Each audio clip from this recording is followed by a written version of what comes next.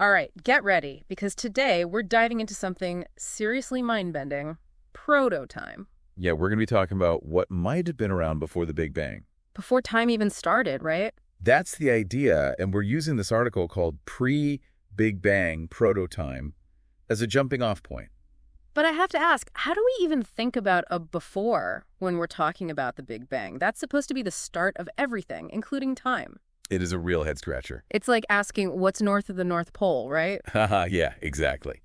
To even get started, we need to get clear on what the Big Bang really was. It wasn't just some big explosion in space, was it? Not at all. It was the birth of space-time itself, space and time, all coming into existence together. So how can there be a before if there was no space or time? That's the puzzle.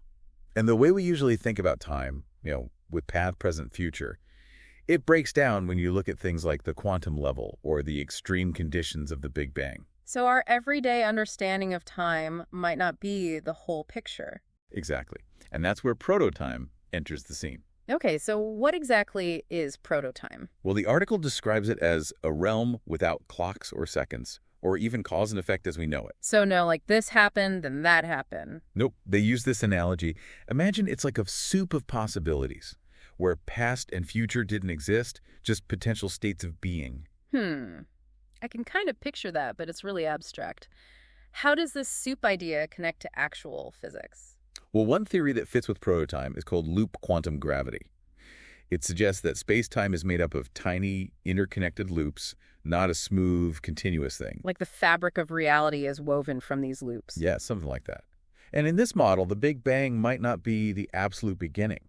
You mean it could have been something else before it? It could have been a bounce from a previous universe that collapsed in on itself. Wait, so the Big Bang was more like a rebound? That's one idea. And this proto-time would be what connects those bouncing universes. Whoa, that is wild. But are there other ways physicists are thinking about a time before the Big Bang? Oh, absolutely. Quantum mechanics gives us another mind-blowing perspective. Okay, lay it on me. What's quantum mechanics got to do with this? You see, at the quantum level, time isn't really necessary for things to happen. Hold on, things can happen without time. How is that possible? Think about it this way. At the very smallest scales, the universe is this chaotic sea of energy called the quantum foam. It's where particles pop in and out of existence, borrowing energy from seemingly nowhere, all in this crazy, unpredictable dance. So it's like the rules of time just don't apply down there. Right. It's all happening without needing time as we know it. It's timeless. Okay, starting to see why proto-time is such a difficult idea to wrap your head around. Yeah, it challenges everything we think we know about how things work. But if this quantum foam is timeless, how could our universe with its clear timeline have come from it? The article suggests that the Big Bang might have been a random fluctuation in this quantum foam.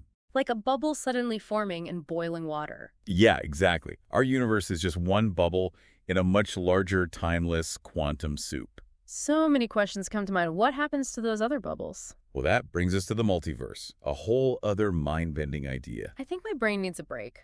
Before we melt down completely, let's just pause here for a second. Yeah, good idea. Okay, so we're seeing how this proto-time fits into some pretty radical ideas. It could be a link between bouncing universes or maybe the backdrop for a whole multiverse. You're getting it. And we're just scratching the surface of proto-time. Buckle up, listeners. This deep dive is about to go even deeper.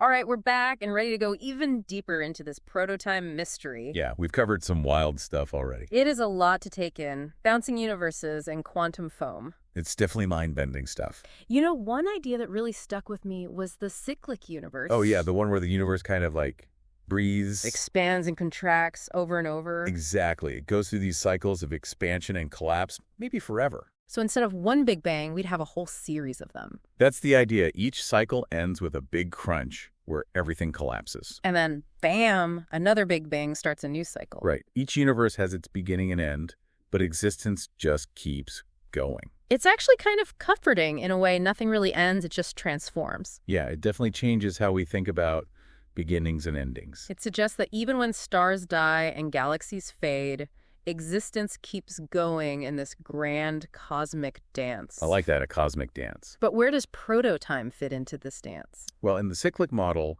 Proto-time would be the thread connecting all those cycles. So it's not just before time, it's also between time. You got it. It's like the stage where this cosmic dance takes place. Okay, my head is officially spinning. What other mind-blowing proto-time concepts are out there? Well, the article dives into higher dimensions. Imagine our universe is like a 3D bubble. Okay, I'm picturing a bubble. And this bubble is floating in a much larger, higher dimensional space. Higher dimensions. Sounds like something straight out of science fiction. I know, right? But string theory, one of the leading theories in physics, suggests that it might be real. So our whole reality, everything we know, is just a tiny part of something much bigger. Exactly. Our universe is like a membrane, a brane, embedded in this higher dimensional bulk. Okay, so how does proto-time fit into this multidimensional picture? Proto-time could be a property of that higher dimensional space, the background against which everything happens. So while we see time as a straight line, from the perspective of a higher dimension, our whole timeline might look totally different. Yeah, like a map. Everything that was, is, and will be all laid out at once. Mind-blowing. Okay, so we've seen proto-time as a precursor to time, a link between universes, and now a higher dimensional backdrop. Is there any other way to think about it? Actually, there is. Some physicists propose that time itself might not be a fundamental thing. What do you mean? They think time could be an emergent property. Emergent property? I'm not sure I follow. Think of something like temperature. Okay, temperature. It doesn't exist at the level of individual molecules, right? Hmm. It only emerges when you have a lot of molecules interacting. So it's a property of the whole system, not of the individual parts. Exactly. And some physicists believe time might be similar, emerging from the interactions of particles and fields in the universe. So in this view, proto-time isn't a before time, it's the underlying reality from which our sense of time comes from. Yeah, it's like time is a side effect of a deeper process.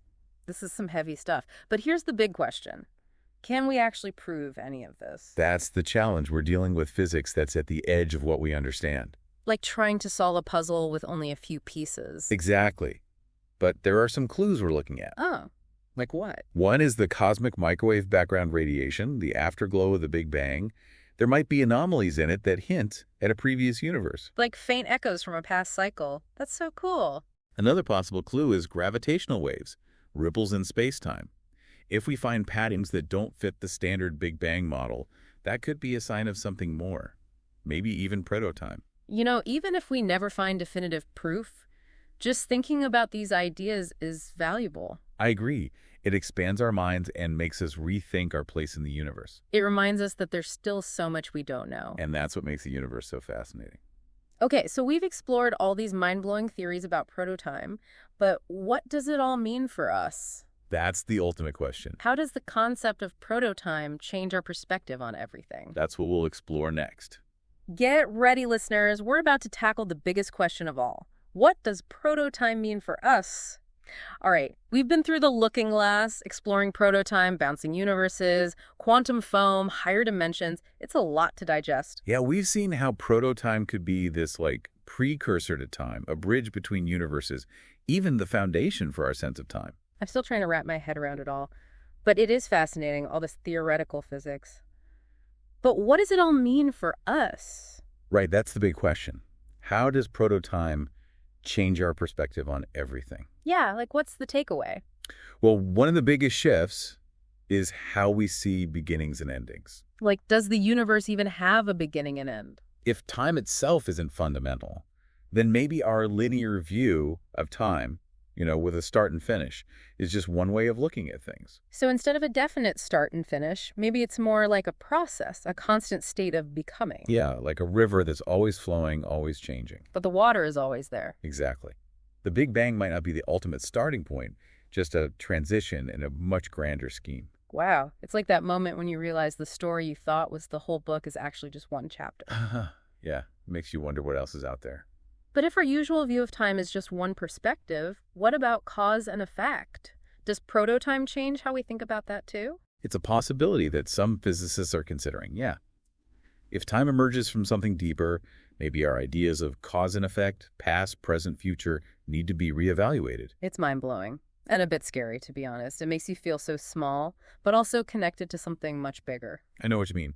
If proto-time exists, it's almost like every possible universe, every potential outcome, It's happening all at once in some timeless now. It's almost impossible to imagine. It really pushes the limits of what we can comprehend. You know, we started out trying to understand what might have existed before time, but now I'm realizing proto-time might be more about what exists beyond time, beyond our limited human perspective. It's a humbling thought that we're part of something so much larger than ourselves. This has been an incredible journey, exploring all these mind-bending ideas. I have to admit, I was a little intimidated at first, but now I'm left with this sense of awe and wonder about the universe. Yeah, me too. Yeah. It reminds us there's always more to learn, more to discover out there. Maybe one day we'll unlock the secrets of proto-time and understand our place in the universe even better. But for now, I think the best we can do is keep asking questions, keep searching, keep pushing the boundaries of what we think we know. I agree, that's what drives us to learn and explore. So to our listeners, if proto-time is real, it might mean that every possible reality exists right now, outside of time.